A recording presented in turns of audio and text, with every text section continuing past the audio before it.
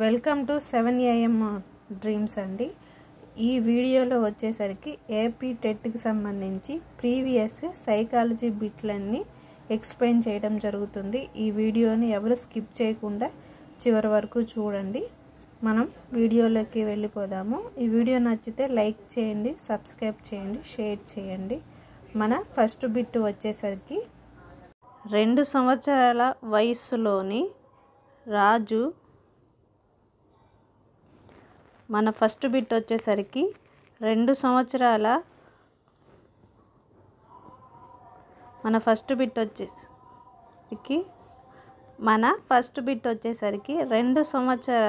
వయసులోని రాజు ఎత్తు ఆధారంగా 20 సంవత్సరాల వయసులో అతని ఎత్తును రంగా అంచనా వేశాడు. దీనిలో అంతర్లీన సూత్రం ఏంటి అని అడుగుతున్నారు. సో ఆప్షన్స్ వచ్చేసరికి వికాసం అవిచ్ఛిన్నంగా జరుగుతుంది, వికాసం సంచితమైనది, వికాసం సాధారణం నుండి నిర్దిష్ట దిశకు సాగును, వికాసంను పాకృతీకరించవచ్చు. ఇక్కడ క్వశ్చన్ ఏంటంటే 2 సంవత్సరాల వయసులోని రాజు ఎత్తు ఆధారంగా 20 సంవత్సరాల వయసులోని అతని ఎత్తును అంచనా వేశాడు. ఇది క్వశ్చన్. దీనిలో అంతర్లీన సూత్రం ఏంటి అంటే వికాసమును పాకృతీకరించవచ్చు అంటే అంచనా వేయటం అన్నమాట, చూడటం, పరిశీలించడం లాంటివి అనవచ్చు అన్నమాట. సో సెకండ్ బిట్ చూద్దాము. పియాజే ప్రకారం వ్యక్తికి తన అనుభవాలను అర్థం చేసుకోవటానికి తోడ్పడే సంఖ్యానాత్మక నిర్మాణం ఏంటి అని అడుగుతున్నారు. సో ఆప్షన్స్ వచ్చేసరికి లిబిడో, స్కిమాటా, అంతర్దృష్టి, ప్రత్యక్షం అన్నమాట. సో మీకు ఎవరికైనా ఆన్సర్ తెలిస్తే కామెంట్ చేయండి. దీనికి ఆన్సర్ వచ్చేసరికి స్కీమాటా అన్నమాట. So option number 2. Third bit చూద్దాము. వ్యక్తులలో సెనైలిటీ లక్షణం కనిపించే దశ. అసలుకి సెనైలిటీ అంటే ఏంటంటే మీనింగ్ ఏంటంటే వృద్ధాప్యం దశ అన్నమాట. వృద్ధాప్య దశలో వచ్చేసరికి మార్పులు అన్నమాట. సో ఆప్షన్స్ చాలా సింపుల్. సెనైలిటీ అంటేనే వృద్ధాప్యం. సో ఇక్కడ ఆప్షన్స్లో వచ్చేసరికి వృద్ధాప్యం ఎక్కడ ఉందో చూడండి, అదే ఆన్సరు. సో ఆన్సర్ వచ్చేసరికి ఆప్షన్ నెంబర్ 4 అన్నమాట. నెక్స్ట్ బిట్ చూద్దాము. ఎరిక్సన్ ప్రకారం చొరవ తప్పు చేశానన్న భావన ఏర్పడే దశ. సో డైరెక్ట్గా ఆన్సర్ చెప్తాను, ఒకసారి చూడండి. బాల్య దశ, క్రీడా దశ, పూర్వ వయోజన దశ, కోమల దశ. సో ఆన్సర్ వచ్చేసరికి క్రీడా దశ. తప్పు చేశానన్నము ఒక విద్యార్థి ఒక విషయాన్ని సంపూర్ణంగా నేర్చుకునే సామర్థ్యం ఉన్నప్పటికీ తనకు తాను కొంత మేరకు నేర్చుకుంటాడు, మిగిలినవి ఇతరుల సహాయంతో సంపూర్ణంగా నేర్చుకుంటాడు. విద్యార్థి తనకు తాను నేర్చుకున్న దానిని ప్లస్ ఇతరుల సహాయంతో సంపూర్ణంగా నేర్చుకున్న దానికి మధ్య తేడా ఇలా అంటారు అని అడుగుతున్నారు.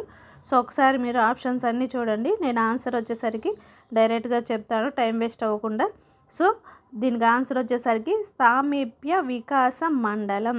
అంటే వ్యక్తి తనకు తాను నేర్చుకుంది ప్లస్ ఇతరుల సహాయంతో నేర్చుకున్న దాన్ని వచ్చేసరికి ఏమంటారంటే సామీప్య వికాస మండలం అంటారు. నెక్స్ట్ బిట్ చూద్దాము. పిల్లల గ్రాహ్యక పరీక్ష CATను ఎవరు రూపొందించారు అని అడుగుతున్నారు. సో ఆప్షన్స్ వచ్చేసరికి ఒకసారి చూడండి. ఫస్ట్ 2, 3, 4 ఒకసారి చూడండి. నేను ఆన్సర్ వచ్చేసరికి డైరెక్ట్గా చెప్తాను. ఎల్ బెల్లాక్, ఎస్ బెల్లాక్ అనమాట. Option number 2. నెక్స్ట్ బిట్ చూద్దాము. ఒక విద్యార్థి శారీరక వయస్సు 8 సంవత్సరాలు, మానసిక వయసు 10 సంవత్సరాలు అయితే ఆ విద్యార్థి యొక్క ప్రజ్ఞాలబ్ధి అంటే 8 సంవత్సరాలు అప్పుడే 10 సంవత్సరాలు వయసున్న పిల్లలు ఆలోచించే విధంగా ఆలోచిస్తుంది అనమాట. సో దాని ప్రజ్ఞాలబ్ధి అంతా అని అడుగుతున్నారు. ఆప్షన్స్ చూడండి ఒకసారి మీరు. సో నేను ఆన్సర్ వచ్చేసరికి డైరెక్ట్గా చెప్తాను. 125 ఆన్సర్ వచ్చేసరికి ఆప్షన్ నెంబర్ 4. నెక్స్ట్ బిట్ చూద్దాము. నిజ జీవితంలో ఎదురయ్యే సమస్యలను పరిష్కారాలను అన్వేషించే ప్రక్రియనే చర్యాత్మక పరిశోధన అని ఎవరు నిర్వచించారు అని అడుగుతున్నారు. మన నిజ జీవితంలో కొన్ని సమస్యలు ఎదుర్కొంటాం కదా, వాటిని చర్యాత్మకంగా అన్వేషించే ప్రక్రియ అన్నమాట. సో దాన్ని ఎవరు కనుక్కున్నారు అని అడుగుతున్నారు. సో ఆప్షన్స్ ఒకసారి చూడండి. నేను వచ్చేసరికి ఆన్సర్ వచ్చేసరికి డైరెక్ట్గా చెప్తాను. సో బాగా గుర్తుపెట్టుకోండి. స్టీఫెన్ ఎం కోరే ఈయన వచ్చేసరికి. నెక్స్ట్ బిట్ చూద్దాము. తన ఆలోచన ప్రక్రియలను తనకు తానుగా ఆలోచించుకోవటం దాన్ని ఏమంటారు? తన ఆలోచన, మన ఆలోచనలు మనకు మనంగా ఆలోచించుకోవటాన్ని ఏమంటారు? సో ఆప్షన్స్ వచ్చేసరికి వివేచన, ప్రత్యక్షం, సృజనాత్మకత, స్వబుద్ధి. సో ఆన్సర్ వచ్చేసరికి స్వబుద్ధి. అంటే మనకు మనమే ఆలోచించుకుంటున్నాం కదా. సో అదనమాట. ఆన్సర్ వచ్చేసరికి ఆప్షన్ నెంబర్ 4 స్వబుద్ధి. నెక్స్ట్ బిట్ చూద్దాము. సరికాని జతను గుర్తించండి అన్నారండి ఇక్కడ. సో ఇది వచ్చేసరికి ఇక్కడ 4 ఉన్నాయి కదా. ఈ 4లో సరికాని జతని గుర్తించమన్నారు. అంటే 3 వచ్చేసరికి కరెక్ట్ అనమాట. సో దీనికి నేను ఆన్సర్ వచ్చేసరికి డైరెక్ట్గా చెప్తాను. సరికాని జత ఏంటి అంటే ఇక్కడ రూప ఉపగమ సిద్ధాంతం వచ్చేసరికి కెటల్. ఇది రాంగ్ అండి. మనకి ఆన్సర్ వచ్చేసరికి నెంబర్ 1 కరెక్ట్, కానీ ఇది ఈ సిద్ధాంతాన్ని వచ్చేసరికి కెటల్ అయినా చేయలేదు. సో ఈ మిగతా 3 కరెక్ట్ అనమాట. అందుకని ఈ మిగతా 3 గుర్తుపెట్టుకోవాలి మీరు. లక్షణాంశ ఉపగమ సిద్ధాంతం వచ్చేసరికి ఆల్ఫోర్డ్ రైటు, మనో విశ్లేషణ వచ్చేసరికి ఫ్రైడ్ రైటు, మనో సాంఘిక వికాస దశలు వచ్చేసరికి ఎరిక్సన్. ఈ 3 రైట్ అనమాట. ఈ 3 గుర్తుపెట్టుకోండి. నెక్స్ట్ బిట్టులో ఇవి అడగటానికి అవకాశం ఉంటుంది. నెక్స్ట్ బిట్టు చూద్దాము. శాస్త్రీయ నిబంధనలో నిబంధిత ఉద్దీపన ఏంటి అని అడుగుతున్నారు. శాస్త్రీయ నిబంధనలో నిబంధిత ఉద్దీపన ఏంటి అని అడుగుతున్నారు. సో ఆప్షన్స్ వచ్చేసరికి ఒకసారి చూడండి. నేను డైరెక్ట్గా చెప్తాను. గంట నిబంధనలో నిబంధిత ఉద్దీపన వచ్చేసరికి. నెక్స్ట్ బిట్ చూద్దాము. ఎబ్బింగ్ హౌస్ ధారణ వక్రరేఖ ప్రకారం 2 రోజుల తర్వాత విస్తృతి శాతం అని అడుగుతున్నారు. సో ఆన్సర్ వచ్చేసరికి నేను డైరెక్ట్గా చెప్తాను. ఒకసారి చూడండి. Option number 1 72 ఎబ్బింగ్. నెక్స్ట్ బిట్ చూద్దాము. ప్రారంభ స్థాయిలో సమయ భావన అనేది ఏంటి అని అడుగుతున్నారండి. సో ఆప్షన్స్ వచ్చేసరికి మూర్త అండ్ సరళ, అమూర్త అండ్ సరళ, మూర్త అండ్ సంక్లిష్ట, అమూర్త అండ్ సంక్లిష్ట. సో దీనికి ఆన్సర్ వచ్చేసరికి ఆప్షన్ నెంబర్ 4 అమూర్త సంక్లిష్ట అండి. చూద్దాము. ఇక్కడ కూడా సరికాని జతను గుర్తించండి అని అడుగుతున్నారు. సో నేను ఆన్సర్ డైరెక్ట్గా చెప్తాను. మిగతా 3 కరెక్ట్ కాబట్టి ఇందాక ఒక బిట్లో మీకు చెప్పాను కదా. నెక్స్ట్ టెట్ ఎగ్జామ్స్ అన్నిటికీ ఇలాంటివి అడుగుతారండి. సో ఇది కొంచెం మనం అన్నీ గుర్తుపెట్టుకోవడం కష్టం కదా. సో ఇలాగ కొంచెం ఇంకా పేపర్ని టఫ్ చేయడానికి ఇలా అడుగుతారనమాట. సో దీనికి వచ్చేసరికి కరెక్ట్ ఆన్సర్ వచ్చేసరికి 3 మానసిక చలనాత్మక రంగం మూల్యాంకనం. సో ఇది వచ్చేసరికి సరికాదు, రాంగ్ అనమాట. మిగతా 3 కరెక్ట్. భావావేశ రంగం వచ్చేసరికి గ్రహించడం, జ్ఞాన రంగం వచ్చేసరికి సంశ్లేషణ, సో భావావేశ రంగం వచ్చేసరికి శీల స్థాపన. ఈ 3 కరెక్ట్. నెక్స్ట్ బిట్ చూద్దాము. రాజు 25 అర్ధరహిత పదాలు గల జాబితాను 20 ప్రయత్నాలలో నేర్చుకున్నాడు. 1 వారం తర్వాత అదే జాబితాను తిరిగి నేర్చుకున్నాడు. ఈసారి 8 ప్రయత్నాలు పట్టింది. అతని పొదుపు గణన ఎంత అని అడుగుతున్నారు. సో దీనికి ఆన్సర్ వచ్చేసరికి నేను చెప్తాను. ఒకసారి మీరు గుర్తుపెట్టుకోండి. ఆప్షన్ నెంబర్ 2 ఆన్సర్ వచ్చేసరికి ఆప్షన్ నెంబర్ 2 60 అనమాట.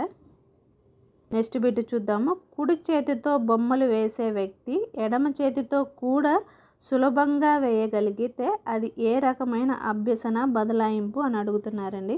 అనుకూల, ప్రతికూల, శూన్య, ద్విపార్శ్వ బదలాయింపు అని అడుగుతున్నారు. సో ఆన్సర్ చాలా చాలా ఈజీ అనమాట.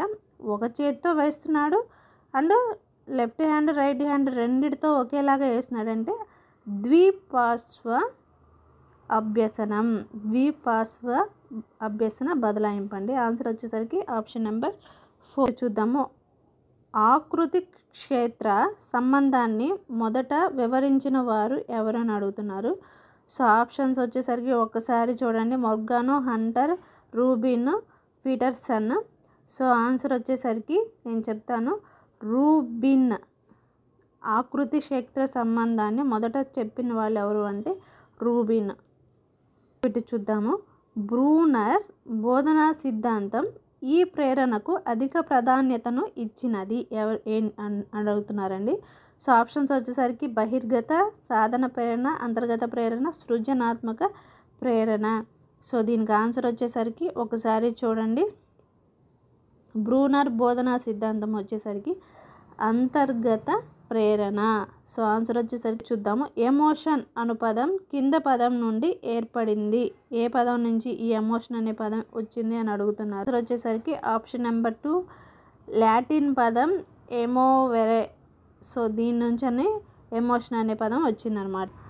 అభ్యసనం అంటే అనుభవం, శిక్షణ ద్వారా ప్రవర్తనలో మార్పు జరిగే చర్య. ఈ నిర్వచనం ఎవరు ఇచ్చారు అని అడుగుతున్నారండి.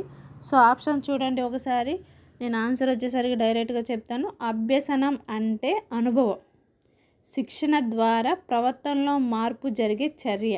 సో దీన్ని ఎవరు అన్నారు, ఎవరు వివరించారు, నిర్వహించారు అని అడుగుతున్నారు. సో ఆన్సర్ వచ్చేసరికి option number 1 Hilgard and Hunter అనమాట. ఆప్షన్ నెంబర్ 1 చూద్దాము. చదవటంలో ఆసక్తతకు కారణం ఏంటి అని అడుగుతున్నారండి. సో ఆప్షన్స్ వచ్చేసరికి అలెక్సియా, అఫేసియా, ఆగ్రఫియా, డెస్ఫేసియా. సో చదవటానికి ఈ బిట్టు చాలాసార్లు వచ్చింది. ఇంతకుముందు నేను ప్రీవియస్ వీడియోలో కూడా ఈ బిట్టు చాలాసార్లు చెప్పాను. చదవటం వచ్చేసరికి మీకు ఎవరికైనా డౌట్ ఉంటే ప్రీవియస్ వీడియోలు చూడండి. చదవటం వచ్చేసరికి అలెక్సియాకి సంబంధించింది. సో ఆప్షన్ నెంబర్ 1 ఆన్సర్ అండి. వచ్చేసరికి .bmp ఫైల్ ఫార్మాట్ అర్థం ఏంటి అని అడుగుతున్నారు. సో ఒకసారి ఆప్షన్స్ చూడండి. నేను ఆన్సర్ డైరెక్ట్గా చెప్తాను. సో ఆన్సర్ వచ్చేసరికి bit map files. Option number 2 అండి.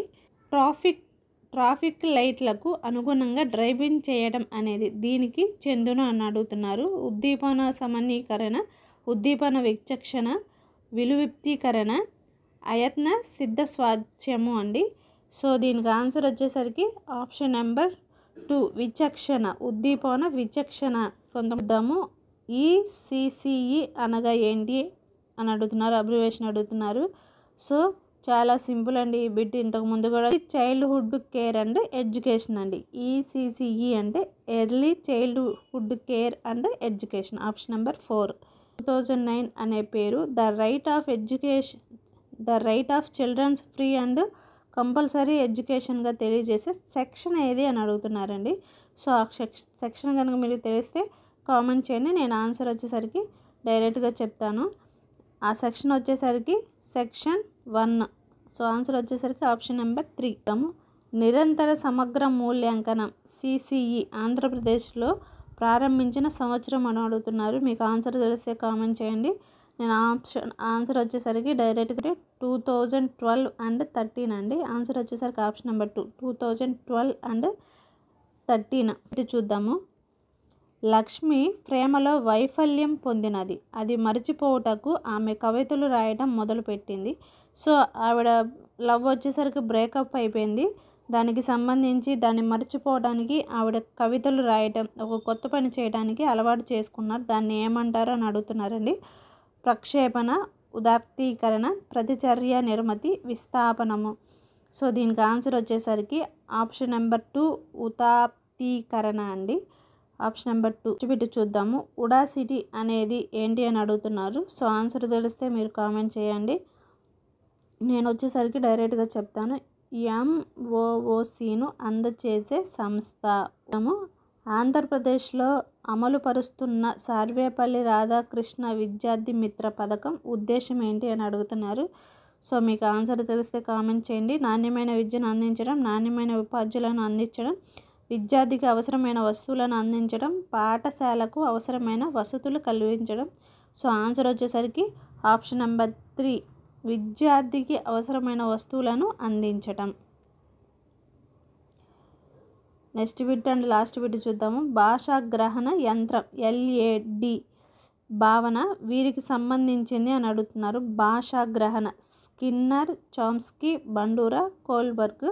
సో ఆన్సర్ వచ్చేసరికి చోమ్స్కీ అండి. భాషా గ్రహణ యంత్రం అంటే చోమ్స్కీ గుర్తుపెట్టుకోండి. సో ఇంతటితో వీడియో కంప్లీట్ అయింది. ఇలాంటి సైకాలజీకి సంబంధించి ప్రీవియస్ బిట్లు వీడియోస్ కావాలంటే నా ఛానల్ని సబ్స్క్రైబ్ చేయండి. సో రోజు thank you for watching. Subscribe చేయండి, షేర్ చేయండి, లైక్ చేయండి. Thank you.